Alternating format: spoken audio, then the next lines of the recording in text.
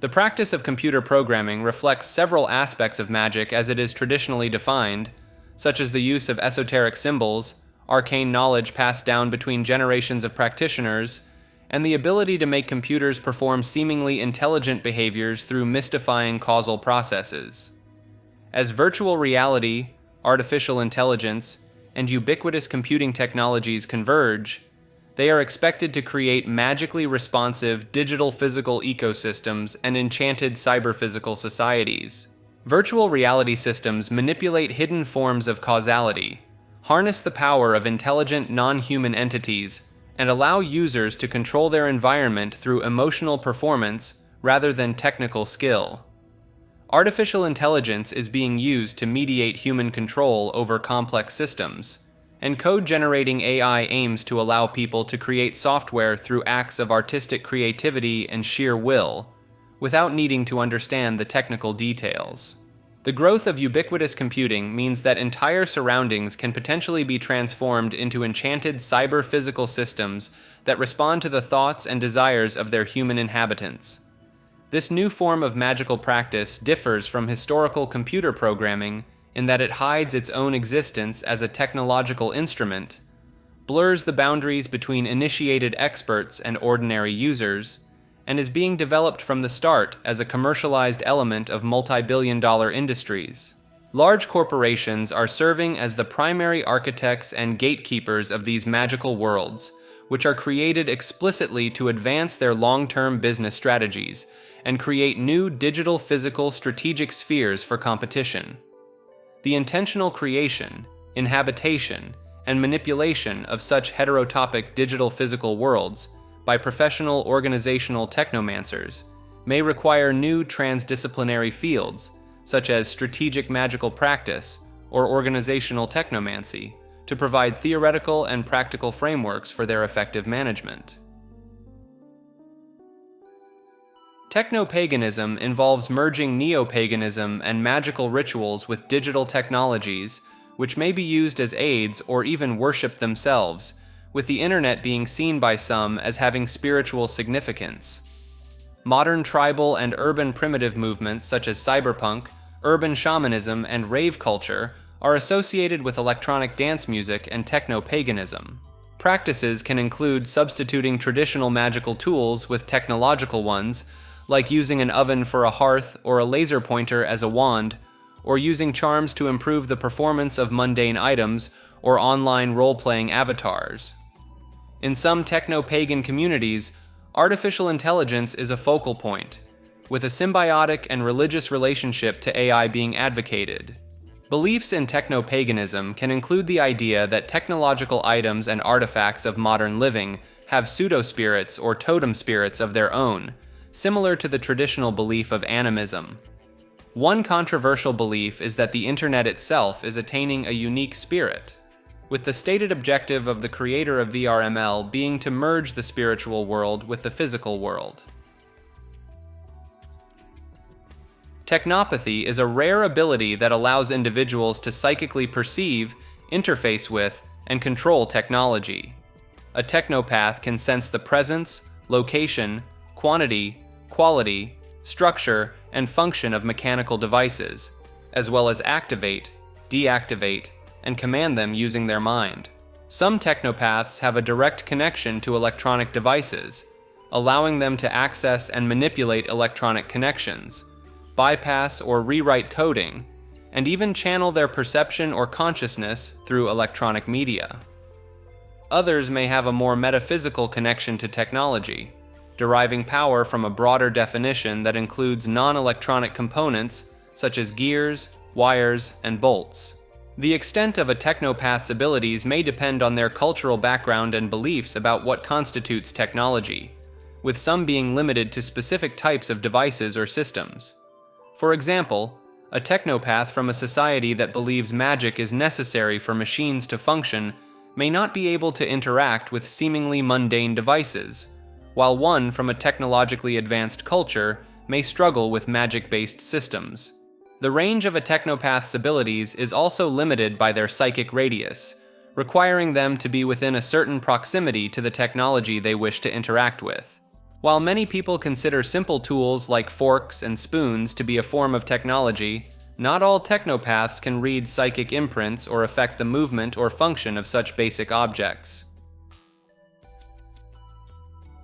Technoself Studies, or TSS, is an emerging interdisciplinary field that deals with all aspects of human identity in a technological society, focusing on the changing nature of relationships between humans and technology. The term technoself broadly denotes the evolving human identity resulting from the adoption of new technology, while avoiding the biases inherent in related terms such as cyborg, posthuman, transhuman, and avatar. Key areas of focus in TSS include philosophical inquiry and theoretical framing, digital identity and virtual life, human enhancement technologies, and their regulation. Research on digital identity and virtual life examines how individuals explore, develop, and represent their identities in online, virtual, or mediated environments, as well as how they relate to the mediated identities of others. The rise of online life raises questions about the advantages and disadvantages of online communities, and the challenges to online identity construction, such as the negative influence of virtual communities on offline interaction, and the consequences of internet addiction. Human enhancement technology seeks to advance and improve human life by aiding illnesses and weaknesses in the body, with popular topics including sex reassignment surgery, mood enhancers, genomics, and neuroenhancement. The augmentation of human capabilities through technology leads to a new sense of self, and decisions need to be made regarding what is human, natural, and artificial. Transhumanism focuses on the belief that the fundamental transformation of the human condition will occur through the development of technology, eventually eliminating human aging and enhancing both physical and mental capacities. Online anonymity allows users to present different versions of themselves in virtual spaces, unconstrained by physical limitations and the expectations, norms, and behaviors of daily life.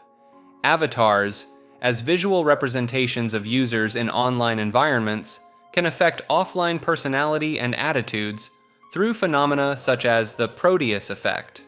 New directions in TSS research involve personalized robots and the social integration of artificial creatures, with current areas of interest including children's relationships with robotic pets and the potential for intimate relationships between humans and robots.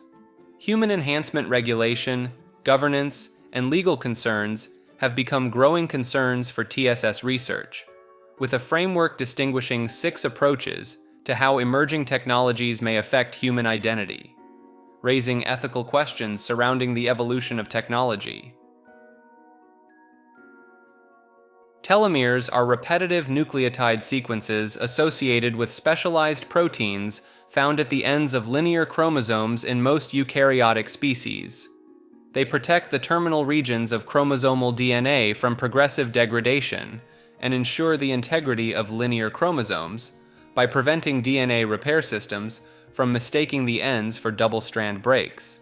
The existence of telomeres was independently proposed in 1938 by Hermann Joseph Muller, and in 1939 by Barbara McClintock, with the term telomere coined by Muller. Telomeres form large loop structures called T-loops, where the single-stranded DNA curls around and is stabilized by telomere-binding proteins, with the very end held onto a region of double-stranded DNA forming a triple-stranded structure called a D-loop. In many organisms, an enzyme called telomerase adds repetitive nucleotide sequences to the ends of the DNA, replenishing the telomere cap. Telomere length varies greatly between species, ranging from approximately 300 base pairs in yeast to many kilobases in humans. Telomeres shorten over time due to the end replication problem and oxidative stress, and this shortening is associated with aging, mortality, and aging-related diseases in experimental animals. The relationship between telomere length and lifespan is complex, with some long-lived species exhibiting shorter telomeres and faster shortening rates compared to shorter-lived species. While preliminary research suggests that disease risk in aging may be associated with telomere shortening, the clinical utility of telomere length measurements for widespread use has been questioned. In wildlife, studies have investigated the relevance of life history traits and environmental conditions on telomeres, finding evidence for the inheritance of telomere length, age-related decline, and the impact of stressors on telomere dynamics across various animal taxa. Terry A. Davis, an American programmer who suffered from mental health issues and claimed to be in direct communication with God, spent a decade developing TempleOS, a biblical-themed lightweight operating system he believed to be the third temple prophesied in the Bible. Davis proclaimed that the system's features, such as its 640 by 480 resolution, 16-color display, and single-voice audio, were designed according to explicit instructions from God, with the intention of making it easier for children to draw illustrations for God. TempleOS includes an original flight simulator, compiler, and kernel, and was written in a programming language developed by Davis called Holy C, which doubles as the shell language. The operating system also features a program called After Egypt, a game in which the player travels to a burning bush to use a high-speed stopwatch that generates pseudo-random text, which Davis likened to a Ouija board and glossolalia. Davis wrote over 100,000 lines of code for TempleOS, which received mostly sympathetic reviews from tech journalists who recognized his dedication and passion despite his mental illness. After Davis's tragic death in 2018, fans and computer engineers praised his achievement in single-handedly developing an entire operating system, with some describing him as a programming legend. TempleOS is now in the public domain, and Davis's family has encouraged fans to donate to organizations working to support those affected by mental illness in his memory. The idea that humans only use 10% of their brains is a widely believed myth that has been misattributed to many famous scientists and historical figures, including Albert Einstein. This notion suggests that by harnessing or unlocking the unused potential of the brain, one could increase their intelligence. The likely origin of this myth dates back to the 1890s, when Harvard psychologists William James and Boris Sidis tested the theory in the accelerated raising of child prodigy William Sidis, with James later telling audiences that people only meet a fraction of their full mental potential. The concept gained popularity in the 1920s self-help movement, with advertisements claiming that there is no limit to what the human brain can accomplish, and that scientists say we only use about 10% of our brain power. Neurologist Barry Gordon describes the myth as false, stating that we use virtually every part of the brain and that most of the brain is active almost all the time. Neuroscientist Barry Beierstein sets out 6 kinds of evidence refuting the myth, including studies of brain damage, brain scans, the brain's high energy consumption, localization of function, microstructural analysis, and synaptic pruning. Some proponents of the myth have asserted that the unused portion of the brain is capable of exhibiting psychic powers and extrasensory perception, although there is no scientifically verified evidence supporting the existence of such abilities. Several books, films, and short stories have been created around the concept of accessing the rest of the brain's potential, often through the use of a drug, such as the film Lucy and the novel The Dark Fields, and its film adaptation Limitless. Despite being debunked by the scientific community, the 10% brain myth continues to persist in popular culture, and is frequently cited as fact in advertisements and entertainment media. Scientists have created robots that can shapeshift between solid and liquid states, allowing them to perform remarkable feats like jumping, climbing, and even oozing out of a cage in a manner reminiscent of the T-1000 robots from the Terminator franchise. The shape and movements of these machines are controlled by magnetic fields, an approach that could lead to new biomedical and engineering technologies, such as targeted drug delivery, circuit assembly, or the creation of universal screws. The robots are made of a material called magnetoactive phase transitional matter, MPTM, which is gallium metal embedded with tiny magnetic microparticles, combining the strengths of both solid and liquid phases. By placing the robots inside an alternating magnetic field, researchers can make them move around and even heat up, causing them to liquefy. The researchers were able to get MPTM robots to solder circuits, mold themselves into a universal screw, remove objects from a dummy stomach, and overcome obstacle courses. They even created a Lego man out of MPTM that liquefies itself and moves through the bars of a cage, though it was manually recast by the team and put back into the shot. The dynamic shape-shifting powers of these robots could be adapted to serve many functions, especially in biomedicine, such as delivering medications to specific organs or extracting dangerous objects from the body. The ability to switch between solid and liquid states could also be useful in accessing confined or hard-to-reach spaces. The researchers were surprised and excited by the numerous responses and capabilities of these material systems, which have the potential to revolutionize various fields. Thanatology is the scientific study of death and its various aspects. It explores bodily changes during and after death, along with the psychological and social dimensions associated with it. The term Thanatology originates from Greek mythology, where Thanatos symbolizes death. The field began to take shape in the early 20th century, when Russian scientist Elie Mechnikov proposed its study, facing initial resistance. It gained recognition in the early 1970s with movements like Death with Dignity, advocating for end-of-life choices. American psychologist Herman Feifel played a crucial role in modern thanatology's development, with his book challenging prevailing beliefs about death. While thanatology doesn't directly address the meaning of life and death, it's relevant to the well-being of individuals, families, and cultures dealing with death. It intersects with fields like psychology, sociology, anthropology, and medical ethics. A passenger on a plane was seen shouting and causing a disturbance, claiming that someone on the plane was, quote, not real. She expressed her intention to get off the plane, stating that others could choose to believe her or not, and that they could die with them if they stayed on board. I'm telling you, I'm getting the off, and there's a reason why I'm getting the off, and everyone can either believe it or they cannot believe it. I don't give two but I am telling you right now, that back there is not real. And you can sit on this plane and you can die with them or not. I'm not going to. Speculations arose, with some suggesting that the woman had witnessed a person next to her blinking in an unusual, sideways manner, revealing an alien disguised in human form. Others believed that the woman was experiencing a severe mental breakdown or distress of some kind. After the incident, the woman's whereabouts were unknown for some time, leading to further speculation about the situation.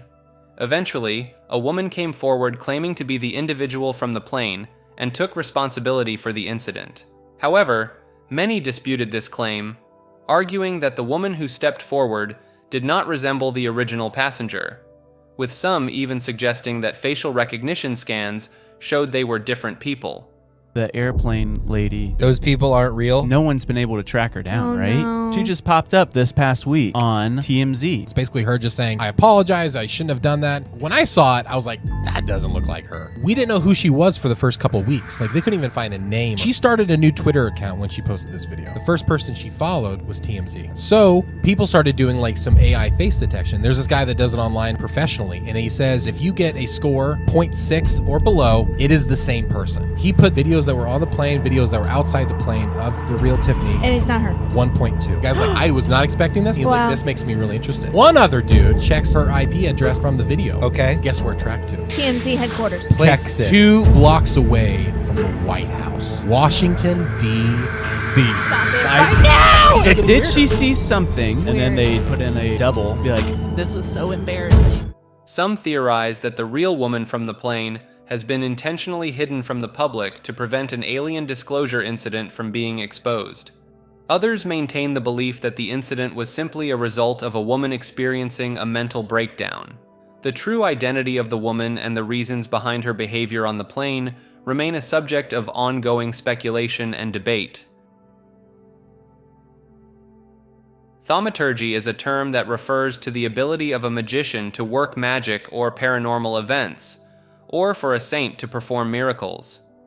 In Buddhism, supernatural powers developed by meditation adepts are considered part of the thaumaturgical tradition, including abilities ascribed to the Buddha and legendary monks in popular tales.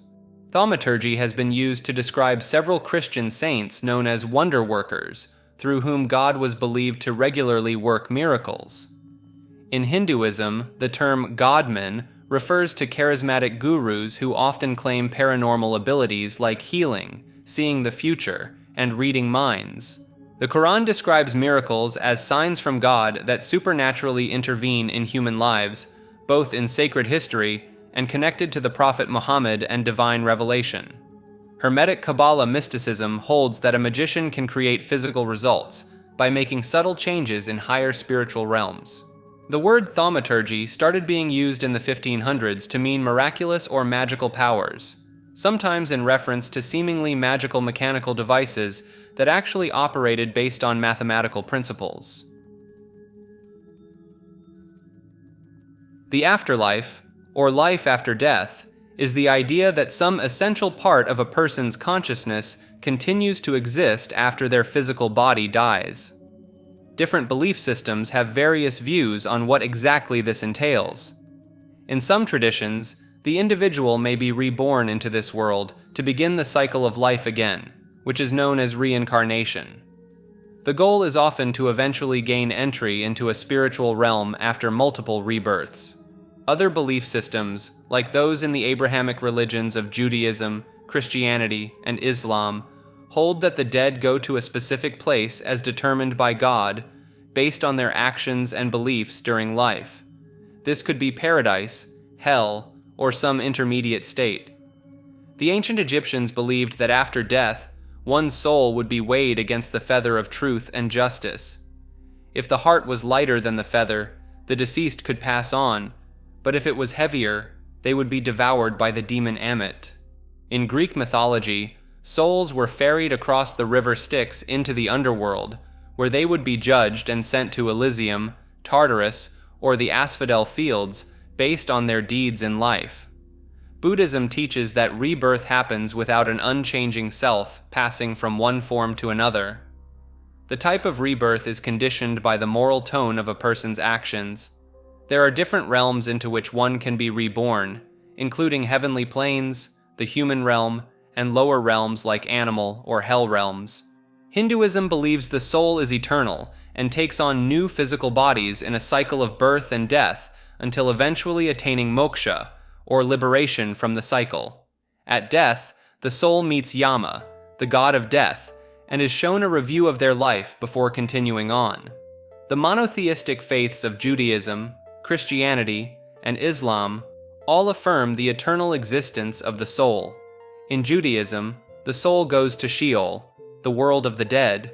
Christianity teaches the soul experiences the particular judgment and goes to heaven, hell, or in Catholicism, purgatory. Islam holds that the soul enters barzakh, an intermediate state, before the final judgment and entry into Jannah, paradise, or Jahannam, hell. So while the details vary between traditions, the belief in an afterlife is a common feature of many religions and cultures. Even for those who believe death is the absolute end, the idea exerts a powerful influence on how we think about life and our place in the universe.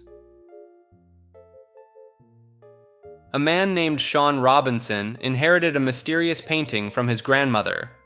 She had kept it in her attic for 25 years, believing it was evil.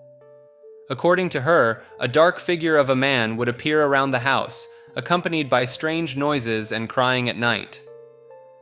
The artist who created the painting allegedly committed suicide shortly after completing it, mixing his own blood into the oils. After Sean's family acquired the painting, they too began experiencing paranormal activity. Various family members reported seeing the dark figure of a man, and they heard noises, crying, and moaning at night. Despite being a skeptic, Sean became convinced there was something evil about the painting. Sean decided to move the painting into his bedroom for closer observation. He set up a camera to record the painting overnight and captured some unsettling events. The painting suddenly fell over on its own, followed by a small orb appearing just above it. Sean also experienced a strange mist at the top of the stairs, feeling cold and surrounded by smoke before it vanished. Collaborating with paranormal investigators, Sean took the painting to some of the most haunted locations in the UK. During a seance at Chillingham Castle, a group of people had a terrifying experience. The room turned icy cold, and a large dark figure appeared in the middle of the circle. A wooden bench moved on its own, seemingly in response to questions directed at the painting. The bench then flipped upside down violently, believed to be the work of one of the castle's resident spirits, angry at the presence of a foreign, uninvited spirit. A Redditor stumbled upon a bizarre discovery when finding a handmade wooden box in a dumpster. The box itself didn't seem particularly unusual at first glance, with its hinges, handle, and a pair of locks. However, upon opening it, they discovered a treasure trove of strange and inexplicable contents. Inside were stacks of papers featuring diary entries about flying saucer visits from the late 1960s to 1980. Alongside these entries were drawings of biblical creatures, UFOs, and heavenly four-headed entities that seemed to be inspired by the Book of Ezekiel. The artwork seamlessly blended divine and extraterrestrial themes, creating a unique and perplexing collection. But the contents of the box didn't stop at aliens and otherworldly beings. The Redditor also found non-patented drawings of train wheels and hand-drawn maps from the late 1930s, each marked with a pinhole in the center. The purpose of these drawings and maps remains a mystery. When shared on Reddit, the internet was abuzz with questions and speculation. Why were these items placed in a box and discarded in a dumpster? Did the artist witness another dimension? Were they the ramblings of a crackpot? Or could there be some truth to the bizarre content? Some even questioned whether the whole thing was an elaborate hoax designed to get people talking. The dark forest hypothesis is an idea that tries to explain why we haven't detected any signs of alien life in the universe. It suggests that there could be many advanced civilizations out there, but they're all staying quiet and hiding because they're afraid of being destroyed by other hostile civilizations. The idea comes from the fact that we haven't found any reliable evidence of aliens visiting Earth or trying to contact us, even though the universe is so vast and filled with planets that could support life. This seems strange because life usually spreads and fills up all the available spaces it can. The name Dark Forest comes from a science fiction novel by Liu Cixin, where he compares the universe to a dark forest filled with hunters. In this analogy, any civilization that makes itself known would be like a hunter firing a gun in the forest, attracting the attention of other hunters who might shoot them first to avoid being shot themselves. So, according to this hypothesis, all the alien civilizations out there are staying silent and hiding to avoid being detected and potentially destroyed by others. They view any other intelligent life as a threat to their own survival. This idea is similar to other proposed solutions to the Fermi paradox, like the Berserker hypothesis, which suggests that there might be self-replicating machines designed to destroy organic life. But the dark forest hypothesis is a bit different because it allows for the existence of many alien civilizations as long as they keep quiet. The dark forest scenario can be seen as a type of game theory problem, where the players are alien civilizations who have to decide whether to destroy others, broadcast their existence, or stay quiet. The only way to win the game is to survive, and there's a scarcity of resources, so it encourages a shoot first, ask questions later mentality.